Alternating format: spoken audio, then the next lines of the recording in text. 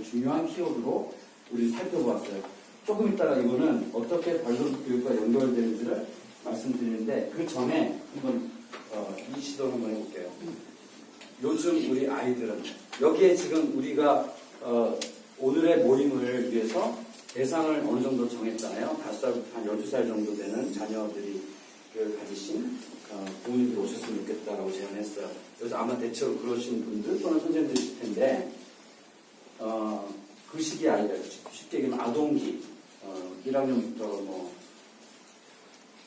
유치원이나 8학년 아이들, 그러니까 그 시기의 아이들 어떠신가요? 지금 어떠세요? 지금 어때요?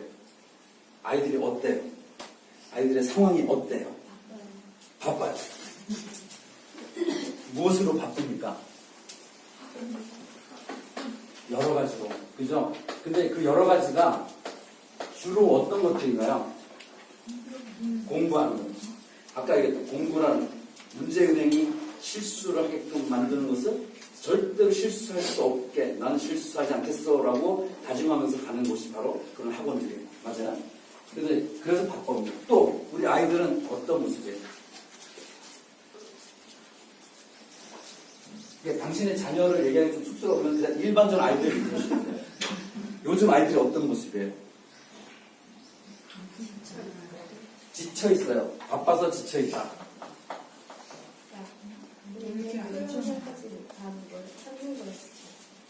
자신의 요청이나 자신의 어떤 말을 하기가 힘들다. 예, 그것도 중요하죠. 그래서 본인의 근데 또 어떤 이걸 연관해서 본인의 본심도 잘 몰라요. 그죠? 그런 어떤 것들이 있어요. 본인의 주장이 어렵다. 여러 가지 이유로. 그 다음에 또 어떤 아이들. 근데 이렇게 얘기하다 보니까 긍정적인 건 안 나와요. 심심해요. 심심해요. 바쁜데 발도르학과 다니는 아이들은 심심해요. 이거는 일단 긍정인지 부정인지 모르겠는데 어쨌든 또 어때요? 놀 시간이 없어요. 이 비슷한 얘기예요. 그죠? 놀이할 시간이 없다. 중요한 문제예요. 예, 저도 한번 몇 가지를 뽑아봤어요. 아이들이 지적으로는 깨어있다. 맞아요? 그 다음에 근데 정서적으로는 불안하다. 맞아요? 그 다음에 세 번째 오감과 12감각의 발달이 현저하게 떨어지고 그런 감각통합이 잘 이루어지지 않는다. 물론 다 그런 건 아니지만 대체로 그렇죠. 그래서 감각의 발달이 느리거나 충분하지 않다.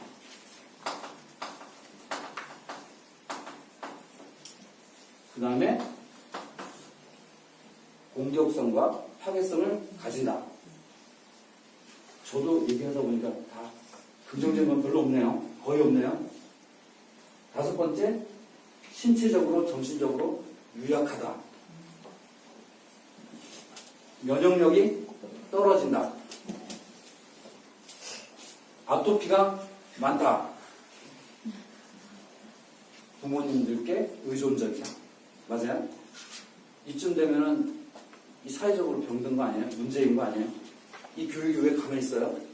있을 수 없는 일인데. 그쵸? 근데 우리의 자녀들은 이런 상황에서 지금 살고 있단 말이죠. 예. 그래서 우리는 보통 앞으로 또는 지금의 우리 과제를 위해서는 진단할 필요가 있어요. 진단을 해볼 필요가 있어요. 이건 불가피한 문제죠. 그래서 이렇게 진단을 우리가 대략적으로 해보아도 우리의 과제는 조금 더 나아질 수가 있어요. 근데 문제는 여기에서 용기가 필요한 거죠. 용기. 저희가 이제 설명회도 많이 하고 우리 상담도 많이 하는데 항상 이제 빠지지 않고 따라오는 질문이 근데 이런 학교의 교육은 아직 소수가 하고 있는데 우리 아이들이 사회에 나가서 다수의 많은 이 사회적인 틀에서 이렇게 공부하는 아이들이 이렇게 잘 예쁘게 자라긴 했는데 잘 적응할 수 있을까요? 라는 질문들을 많이 하면서 저는 아직 용기를 못 내겠어요. 이런 얘기들을 많이 해요. 그런데 실제로 저는 그래서 이 용기의 문제도 사실은 우리에게 있어서 한편의 어떤 그냥 살아가는 어떤 우리들의 어떤 그 조건과 성격이다 이렇게 생각을 해요. 그 용기의 문제가 또 나중에 또 나올 텐데 나중에 다시 하려고 하고요. 그래서 이런 어떤 그 상황들을 보면은 아이들이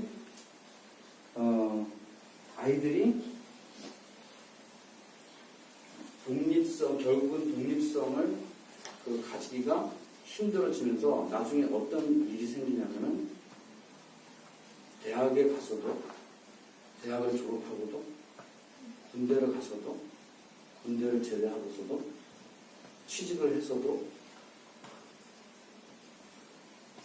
네. 그래서 충격적인 얘기를 또 어떤 상담사에서 들었는데, 대학교에 입학한 학생이 기숙사에 이제 한 학기인가 1년은 집에서 다니다가 기숙사에 이제 당첨이 돼가지고 기숙사에 들어갑니다. 근데 들어가가지고 한 며칠이 있는데 그 시기에 아빠 엄마가 이제 애들 기숙사로 갔고 하니까 이제 시간을 내고 스케줄을 잡아갖고 해외여행을 떠난 거예요. 근데 이 아이가 아침에 조금 늦잠을 잤어요. 그래갖고 8시 반인가 수업을 하는데 15분이 남은 거예요. 근데 기숙사에서 딱 일어났는데 헐레벌떡 뛰어가면 딱 도달할 시간인데 머리를 안 감았어요. 그래가지고 머리를 감아야 될지 그냥 가야 될지 엄마한테 전화한 거예요. 그랬더니 전화를 받아야 안 받아요? 뭐라 그러죠? 해외 로밍 되면 어쩌고저쩌고. 근데, 그래가지고 이 사람이, 근데 또 이제 이거 타이핑 능력은 감 세잖아요. 요즘 애들이 알아서. 그래갖고 얼른 인터넷에 상담사를. 그래갖고 그 상담사가 이제 그 사이버로 연결된 거예요. 그래가지고, 얘기를 했더니, 그 상담사가 적절하게. 했겠죠, 적절하게. 해가지고 이제 갔다니. 그러면서 이제 얘기를 하면서 요즘의 아이들의 상황들의 단면들을 얘기해 주는 거예요. 그래서 그런 어떤 상황들을 이제 볼 때에 우리 아이들의 독립과 개별화와 독립은 어떤 현 주소인가라고 하는 문제가 이제 있는데 이것은 이제 우리가 분석하기에 아주 놀라운 분석이 있어요. 놀라운 분석이 뭐냐면 제가 지금부터 그래서 이 개별화 특성화라고 하는 문제부터 시작을 해서 그 다음에 상상력의 문제, 그 다음에 이 지배 문제에 연관된 이 세 가지 덕목을 우리 교육에서 어떻게 풀어나가는지에 대해서 안내를 해보도록 하겠습니다. 보통 우리는 유아기가 있고 아동기가 있고 청소년기가 있다고 구분을 해요. 그리고 실제로 교육적인 영역도 그렇고 모든 영역에서 이 세 가지 영역을 유의미한 구분이에요. 특히 발도프 교육에서는 인간의 발달론 속에서 7년 주기를 이해를 하고 있어요. 그래서 0세부터 7세 사이를 유아의 기라고 하고 7세부터 14세를 아동기라고 얘기하고 14세부터 21세까지를 이제 청소년기라고 얘기하는데 이 0세부터 7세의 유아기는 제가 이 얘기는 우리 부모님들 만날 때마다 했기 때문에 여기서는 자세한 내용을 생략하고 오늘에 관련된 이야기만 제가 말씀드릴게요. 양해해 주시기 바랍니다. 이 유아기의 가장 중요한 특징은 뭐냐면은 아이들의 의지가 그대로 드러나는 시기예요. 그래서 이 아이들의 의지가 이 세상에 온 의지가 그대로 드러나는 시기인데 이 아이들의 의지로 우선적으로 작업해야 될 것은 뭐냐면은 몸을 만드는 거예요. 근데 여기에서 중요한 것은 뭐냐면 여기까지 우리 부모님들하고도 하는 얘기를 했어요. 근데 이 몸 안에서 자기가 만들어내는 과제가 두 가지 방향이 있는데 하나는 뭐냐면은 유전적인 과제를 자기가 입는 것과 그 다음에 이제 이 유전적인 것을 입었으니 나의 삶을 독자적인 나의 삶을 살기 위한 새로운 모색의 가능성을 가져가야 돼요. 그래서 항상 이 사회의 발전도 그렇고 인류의 진화도 그렇듯이 기존의 어떤 성과를 딛고선 새로운 것들이 나와야 된단 말이에요. 한 개인의 삶도 그렇다는 거예요. 그런데 이 유전이라고 하는 요소는 너무나도 강력한 것이어서 아시죠? 너무나도 강력한 것이에요. 그 아이의 걸음걸이를 보고 아빠를 알 수가 있어요. 그래서 이 유전이라고 하는 것을 이 아이는 그 7년 동안 온몸으로 그 자기의 의지로 그것을 갖다가 수용을 하면서도 어떤 그 의지를 가지고 무엇의 가능성을 가져나가냐면은 이 새로운 나의 삶에 있어서의 가능성을 가져나가기 위해서 무던히 애를 쓰고 있는데 그렇지만 이 아이들은 즐거워요. 즐겁게 애를 쓰고 있는 모습이 바로 이 아이들의 놀이 속에서 작용을 하고 있는 거예요.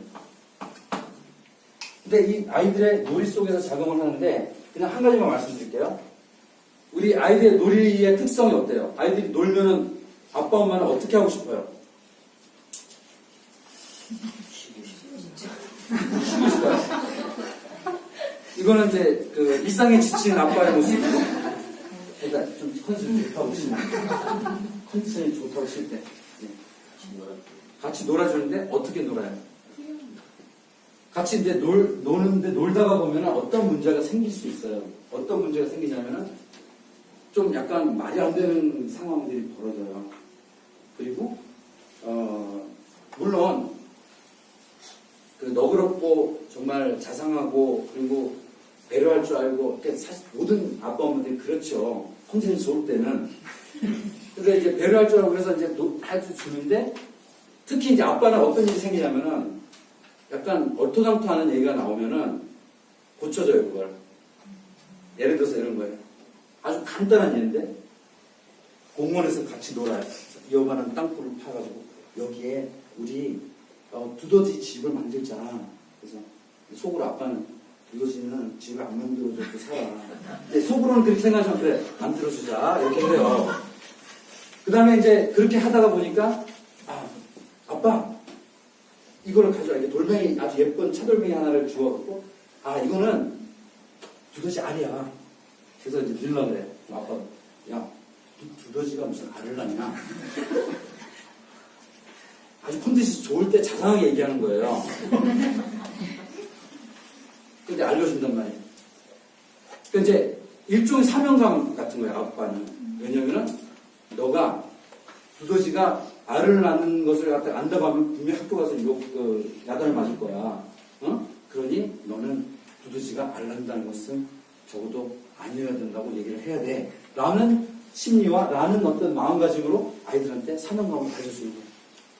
그런데 이것이 어떤 결과를 낳게 되냐면 아이들의 놀이 속에서의 자신의 어떤 모색과 상상력을 이렇게 점점 갉아먹게 돼요. 그리고 어떤 현상이 일어나냐면은 물론 그 시기에 이제 아빠 엄마가 최고이기 때문에 아이들은 그 말을 당연히 크게 반발하지 않고 물론 겉으로는 이렇게 정서적으로는 이렇게 하지만은 이제 크게 반발하지 않고 받아들이면서 그 당장에는 아빠랑 싸웠지만은 어린이집에 오거나 아니면 학교에 와서 주장을 해요. 두더지는 알을 낳지 않는다라고 자랑스럽게 막 얘기를 해요. 다른 애들 노는 애들을 갖다가 괴롭혀요. 야 두더지 알 안 낳지 않아. 물어보지도 않았어. 근데 두더지 안 낳지 않아. 라고 이제 계속 주장을 하면서 다닌단 말이에요. 근데 이것은 바로 아이들의 이 놀이 속에서 자기가 이렇게 유전적 요소를 가지고 안에서 자신의 가능성으로 새롭게 꿈틀거려야 될 때는 자신의 경로를 만들어 나가는데 상당히 중요한 길을 우리가 너무 미리 일찍 어떤 관점에 의해서 지적인 관점에 의해서 약간 경직된 아까 이런 얘기 했기 때문에 이 말이 좀 통할 거라고 저는 생각하고 그냥 얘기를 할게요. 경직된 그런 관점에 의해서 우리는 아이들의 놀이와 아이들의 성장 속에서의 가능성을 뺏어가고 있다라고 볼 수가 있어요. 그래서 근데 이제 만약에 그래서 이제 우리가 이 유아기의 아이들이 자신의 어떤 유전적인 것과 함께 동시에 자신의 어떤 의지의 경로를 통해서 고유한 자신의 의지의 경로를 만들어가면서 이 아동기에 넘어오는 아이들은 이제 이 학교에 와서 선생님한테 저 이제 학교에 왔어요. 이 세상에서 많은 것을 내가 할 수 있어요. 내가 이 세상에서 뭔가를 할 수 있게 나를 도와주세요. 나에게 이런 어떤 것이 있는지를 알려주세요. 라고 하면서 이 학교에 와서 아이들이 호기심을 가지고 아이들이 그런 동기를 얻어서 아이들이 이렇게 등장을 해요. 근데 이제 상대적으로 이런 어떤 그 앞에서의 어떤 자기의 고유한 의지의 경로를 만들지 못한 아이들은 이제 어떤 주로 태도를 가지게 되냐면은 가장 극단적으로는 등교 거부하는 형태로 나오게 되죠. 왜냐면 별로 관심이 없어요. 재미도 없고 집 편해요. 그리고 보니까 먹고 사는 게 별로 걱정이 없어. 우리 아빠 엄마 보니까 별로 먹고 사는 게 걱정이 없는 것 같아. 그리고 또 웬만한 건 또 가르쳐 주는데 어떤 때는 그리고 보니까 우리 아빠가 똑똑해. 그래서 다 알아요. 이 세상 모든 걸 다 아는 것 같아요. 그러니까 굳이 학교 안 가도 돼요. 자, 여기에서 어떤 문제가 발생하냐? 두 가지를 우리는 포착을 할 수가 있어요. 이건 교사이기 때문에 포착해요. 저도 학부모 입장에서는 우리한테 그렇게 하죠. 근데 어쨌든 이 과정에서 우리는 두 가지를 다시 한번 확인해 봐야 되는데 이 유전과 새로운 가능성에 대한 여지를 우리가 얼마큼 주고 있느냐라고 하는 문제이고요. 그 다음에 학교에 왔을 때 우리 이 아이들은 그렇다면 어떻게 그러면 자신의 어떤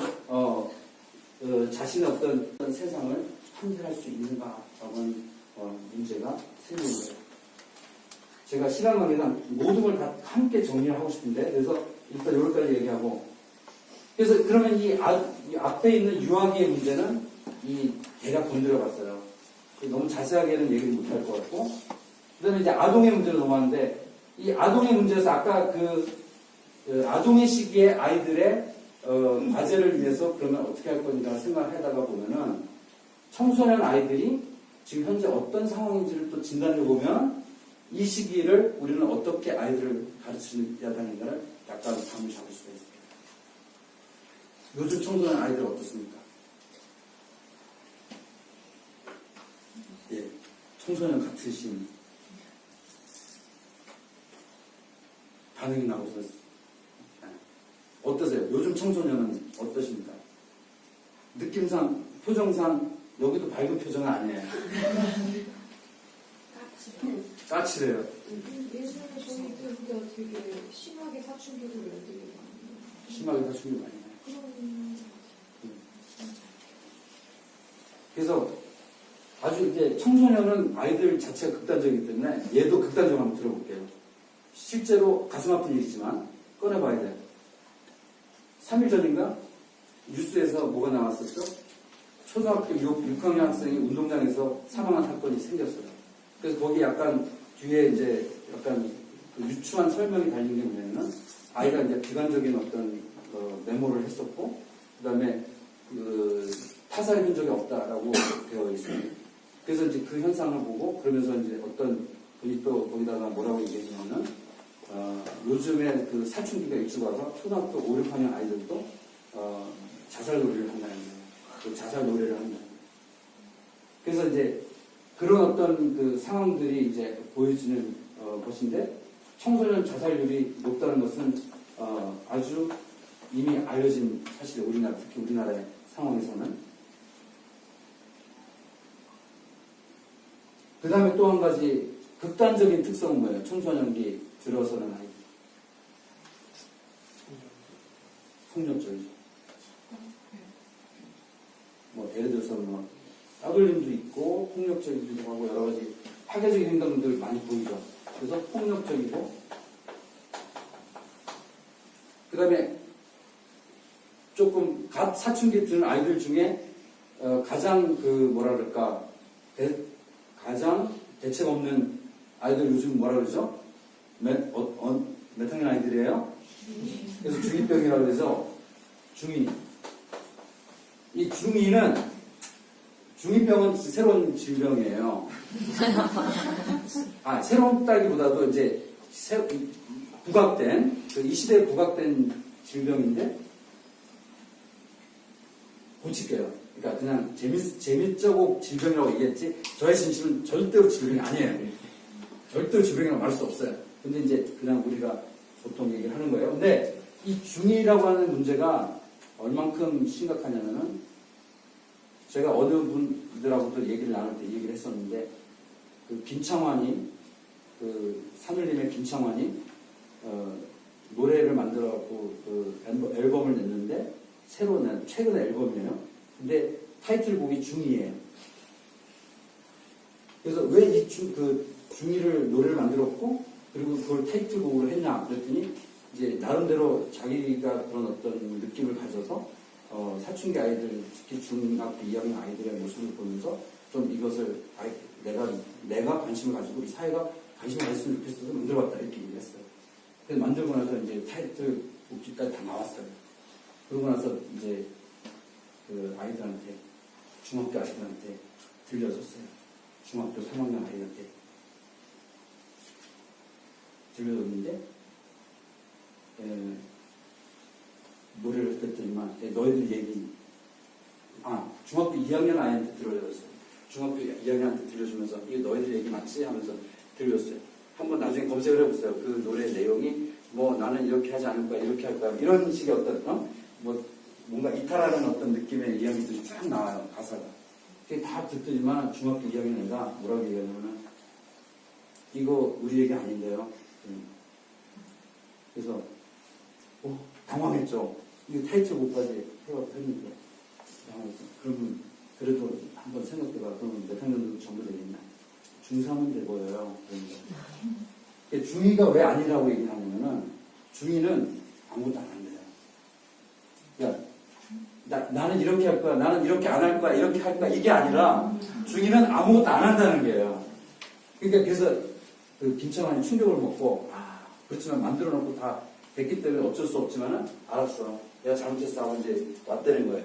그래서 이제 봤더니 실제로 아이들의 사춘기 들어가는 초기 아이들은 엄청난 외로움과 엄청난 고립감과 고독감에 의해서 그 다음에 또 하나 가지 뭐냐면은 무엇을 어떻게 할지 공식도 모르고 아무것도 모르는 상황에 처해지는 상황이기 때문에 아무것도 하지 않는다라고 하는 거예요. 그러니까 이 아무것도 하지 않는 아이를 우리는 어떻게 이해하기가 쉽겠어요. 이해하기가 힘들죠. 그래서 이 자살과 폭력과 중2병에 노출된 절대 고독에 노출된 이 아이들의 모습을 보면서